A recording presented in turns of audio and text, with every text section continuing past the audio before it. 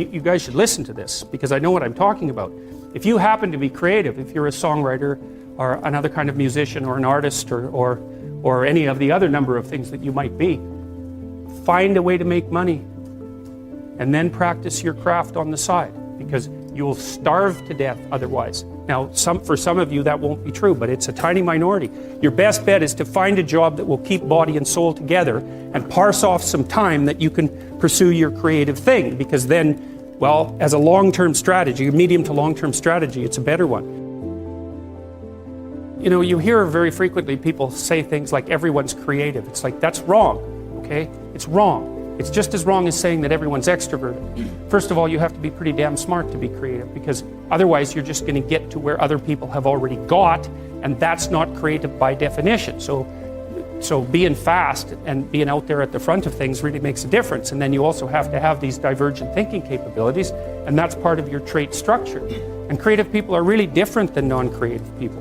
You know, partly because, for example, they're highly motivated to do creative things and to experience novelty and to chase down aesthetic experiences and to attend movies and to read fiction and to go to museums and to enjoy poetry and to enjoy music that's not conventional music, for example. These aren't trivial differences. And so it's a real misstatement to make the proposition that everyone's creative. It's just simply not the case. It's a matter of wishful thinking. It's like saying that everyone's intelligent. It's like, well, if everyone's intelligent, then the term loses all of its meaning. Because any term that you can apply to every member of a category has absolutely no meaning.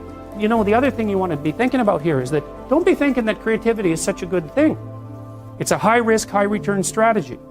There's creative people in this room, man. You guys are going to have a hell of a time monetizing your creativity. It's virtually impossible. It's really, really difficult because, first of all, let's say you make an original product. You think the world will beat a pathway to your door if you build a better mousetrap. It's like, that's complete rubbish. It isn't true in the least. If you make a good creative product, you've probably solved about 5% of your problem. Because then you have marketing, which is insanely difficult, and then you have sales, and then you have customer support, and then you have to build an organization. And you have to, if it's really novel, you have to tell people what the hell the thing is. You know, we built this future authoring program, right? It's available for people online. So how do you market that? No one knows what that is, and that's a real problem. If you write a book, well, then you have the problem that another million people have also written a book. But if you produce something that's completely new and doesn't have a category, people can't search for it online. How are they going to find it? And then you have pricing problems, and it's really unbelievably difficult to produce something creative and then monetize it. And even worse, if you're the creative person, let's say you have a spectacular invention, you've got no money, right? You've got no customers. Those are big problems. And so maybe you go and you find a venture capitalist. We start with family and friends because that's how it works. You raise money for your product. You raise money from your family and friends. That's assuming you have family and friends that have some money and that they're going to give it to you. And most people aren't in that situation. So it's a terrible barrier right off the bat. And then, of course, you're putting your family and friends at substantial financial risk because the probability that your stupid idea is going to make money is virtually zero, even if it's a really brilliant idea. And so then let's say, well, you get past family and friends and you get venture capitalists involved, because that's often the next step, or an angel investor. There's steps in building a business. Family and friends, angel investor, that's some rich guy that you've happened to meet, some man or some way, who's into this sort of thing and is willing to provide you with some money to get your product off the ground. Well, how much of your product is that person going to take? Well, most of it. Most of it. And no wonder, because, you know, you don't have any money.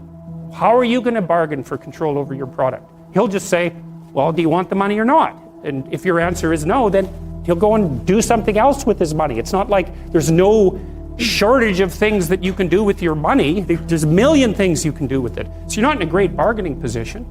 And then if you get venture capitalists involved, they'll take another big chunk, and maybe if they're not very straight with you, they'll just throw you out, because maybe by that point in the company's development, you're nothing but a pain in the neck, because what do you know about marketing and sales and customer service and building an organization and running a business? Like, you don't have a clue, so why do they need you? So even if you're successful at generating a new idea and you put it into a business, the probability that you, as the originator of the idea, are going to make some money from it is very, very low. So don't be thinking that creativity is something you would want to curse yourself with. Now, you know, it's not all bad because it opens up avenues of experience for creative people that aren't available to people who aren't creative.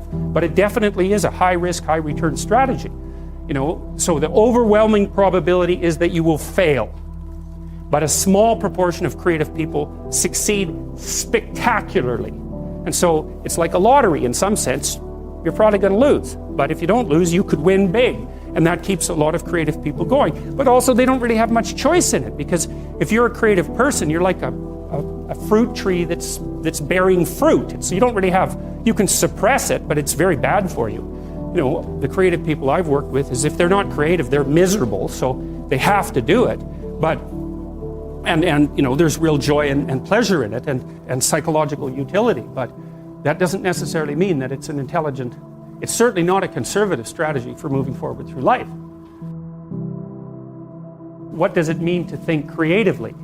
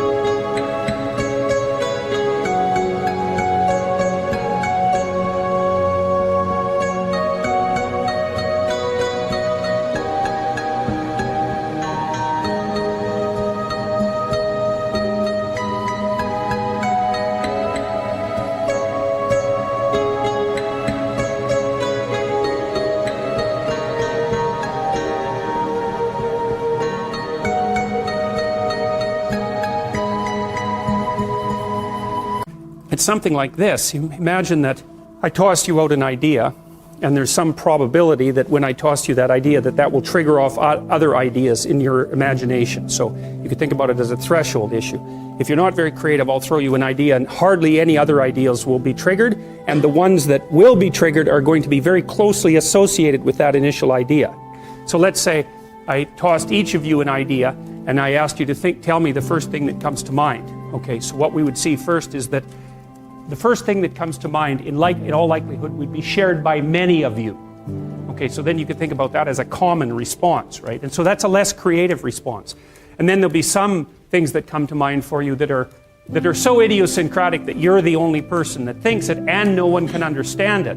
Well, that's also not exactly creative, because the thing that for something to be creative, it has to be novel and useful at the same time. That's sort of a rough definition. Something creative is novel and useful. So you can think of, you get thrown an idea, and there's some probability that will co-activate other ideas. And if it co-activates many other ideas, that's like fluency. And if it co-activates ideas that are quite distant from the original idea, something like that, and you could track distance by comparing it to probability that other people have generated it, then that's also another indication of creativity. So they have to be many unlikely responses that are useful. That's what creativity is, roughly speaking. And then you can fractionate it into different dimensions. So that's creative thinking. But then creative achievement would be the ability to take those original ideas and then actually to implement them in the world. And that's obviously much more different than merely being creative.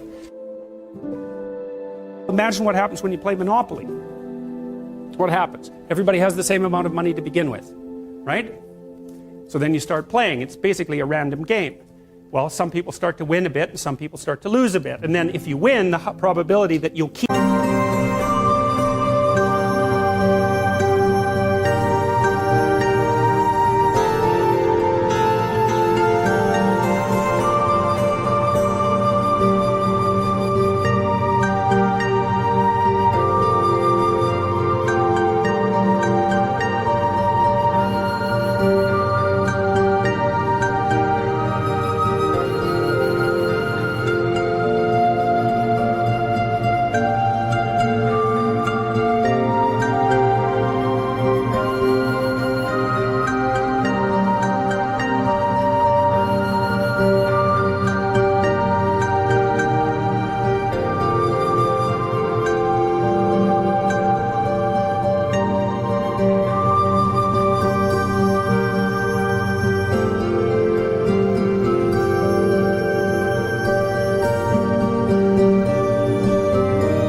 winning starts to increase. And if you lose, your vulnerability increases as you lose. And then maybe you've got, say, 6 people playing Monopoly. Soon one person has 0.